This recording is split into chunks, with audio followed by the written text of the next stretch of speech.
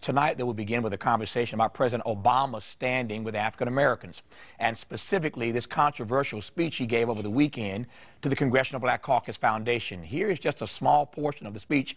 It's got a whole lot of folk confused. Take off your bedroom slippers. Put on your marching shoes. Shake it off. Stop complaining. Stop grumbling. Stop crying. We are going to press on. We've got work to do. For more on this tonight, pleased to be joined by Congresswoman Sheila Jackson Lee, a longtime member of the CBC and Democrat from Houston, Texas. She joins us, as you can see, from Washington. Congresswoman, good to have you back on this program. Thanks for your time. Tavis, it's a pleasure to be with you. And let me just offer my respect and sympathy for our African sister who lost her life, and to thank her for her service and her commitment. She was indeed a great woman, and we're going to, again, rebroadcast that conversation Thursday. I look forward to seeing it again myself. I enjoyed and loved Wangari Maathai. You were in the audience Saturday night. I really want to, in the 12 minutes I have, deconstruct this speech, at least that part of it. You were in the audience Saturday night. What did you make of specifically that speech and that line in the speech? Well, can I at least say that the Congressional Black Caucus celebrated its 40th year this year, Tavis, and so we have never stepped away from our commitment to being the conscience of the Congress and, frankly, the conscience of this nation. We're a bunch of tough birds, and we know that the nation is better because of us. We had about 5,000 people in the room, and there was a degree of excitement because the president was standing firm and standing his ground. We heard the refrain, "Pass the Jobs Act." We have been out on the road for the last month seeing the pain of double-digit unemployment amongst African Americans, and, of course, we saw their pain. We're the pain takers, if you will. We're the comforters of those who are in pain. We feel no way shamed by acknowledging pain. We think the president came tonight, or last night, 2 nights ago, to really speak to America. Part of his speech was to say that he has listened to America. Part of it was to say that, I believe, that he listened to the Congressional Black Caucus. Of course, as a crescendo raised, as we were about to honor Dr. Lowry, and I know he was aware that he was in the House. He began to, I think, try to approach the metaphor of the civil rights movement.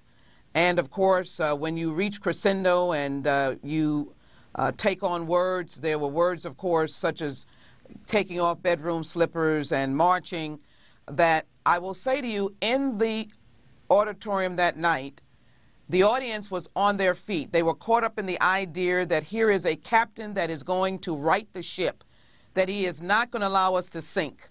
And the words didn't have the impact of dissection or analysis. It was, we're going to march, we're going to fight, we're going to do what the Congressional Black Caucus has done, which it has pressed us to do, and we're going to join all of those in the movement again. That's where I think the general belief was of that night. One can look at it in many different ways. Let me jump in now, because I do look at it in different ways, honestly and respectfully. Let me just start by saying there were people cheering and jumping up and down when they crucified Jesus. So the fact that people are jumping up and down cheering don't mean that what's going down is right. They cheered when they crucified our Savior, number one. Number two, would the president, I want to ask you direct, would the president ever say to an audience of our Jewish brothers and sisters concerned about the plight, the crisis in the Middle East, stop complaining, stop grumbling, stop crying? Would this president ever say to Wall Street publicly, stop grumbling, stop complaining, stop crying? Would he ever say to our Hispanic brothers and sisters on immigration and their concerns, stop grumbling, stop crying, stop complaining? Did he say to gays and lesbians, stop grumbling, stop complaining, stop crying? How does he get away with saying this to black folk when he would never form his lips to ever say that to any other constituency, Congresswoman? Well, I will say this. First of all, you are absolutely right. There were those who cheered when Jesus was crucified, and we have found that despicable from the beginning of history to this time. And I think familiarity is the answer to your question. The president came and put on the armor of a brother and sister. I make no excuse for some of those comments as you look back and you wonder whether they were said in love, whether they were said to your brother who's sitting next to you, who's been having hard times, and you're trying to pump your brother up or your sister up and you're saying, come on now, you can do better than this. We're not complaining. We will, my view of it as a legislator and an articulation of pain and complaint, I will still continue to articulate complaint, pain, and despair. But at the same time, if the captain was trying to say, come on now, I really view that speech to the audience and the national audience who would hear it. Okay. Come on now, we can do better than this. We're going to make it. But the point is there staying power in that message? Are we going to continue at that pace? Are we going to tell the Republicans to stop being obstructionists? Are we going to tell the Tea Party people to stop being Tea Party people instead of patriots and Americans? I really think the one verb that might have been, the one phrase that might have been left out is that we're all Americans. Thank you, Congressional Black Caucus, for telling America that we're Americans and we must feel each other's pain. But I think the captain was trying to say, I'm in charge. I want you with me. We're going to battle this. We're going to make sure the change is real. Here's the other question, though, Congresswoman. Who's he talking to? And I'm asking this because, excuse my English, ain't nobody in black America been complaining. The problem is that too many black folk, from the bourgeois elites down to everyday people, have been too deferential to this president. They've been too silent on the pain that black folk are suffering. We got to ask ourselves, what is our pain threshold? What is the presidency worth? What's history going to say about us and our deafening silence in this moment? So when he says stop complaining and stop grumbling and stop crying, who's actually been doing that? To my mind, ain't nobody been saying nothing about our condition. So what's he talking about? And you know the English language and the emotion of crescendo language. Now, I know that this language was actually in the speech, but I saw the degree of emotion that the president generated. And again, Tavis, I think it was all about being the captain and being in charge. I think your analysis is right about the emotion and love. But I heard something just this past weekend, which was, I think, interesting enough.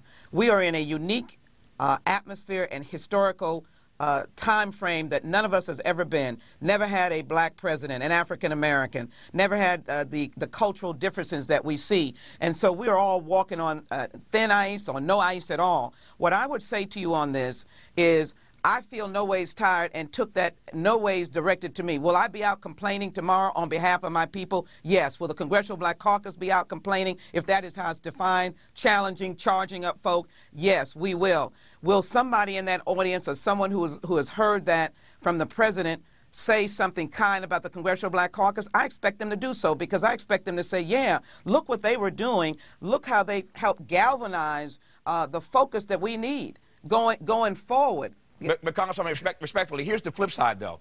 If you've been online, as I have been, and you've seen all of these right-wing bloggers and websites and conservative websites, they are taking such delight in writing headlines. Obama tells blacks to shut up and get in line. Obama tells blacks stop complaining. Obama tells blacks stop whining. They are taking such delight in writing those headlines. And so here's the question. Are these really, I know what you mean, but are these really complaints, or are these legitimate grievances? When the president situates these concerns that I view as legitimate grievances as complaining and grumbling and crying, and our opponents in the media and across the aisle, as you might say, take that kind of language as a complaint, as a grumble, as a cry, and not as a legitimate grievance, how do you advance the debate on those terms?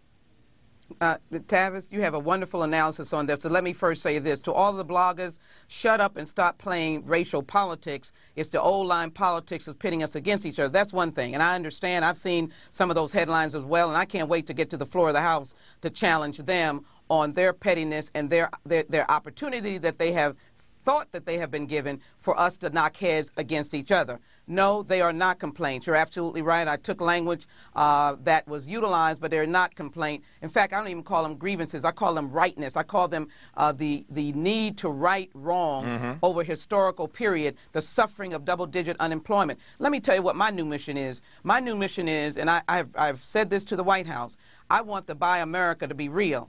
I want the Buy America to be by small businesses, African-American business, Latino and Asian, but in particular our African-American businesses who heretofore couldn't even find the front door of government contracts. The second is my own district in Houston is being blessed potentially to receive infrastructure dollars if we pass the jobs bill.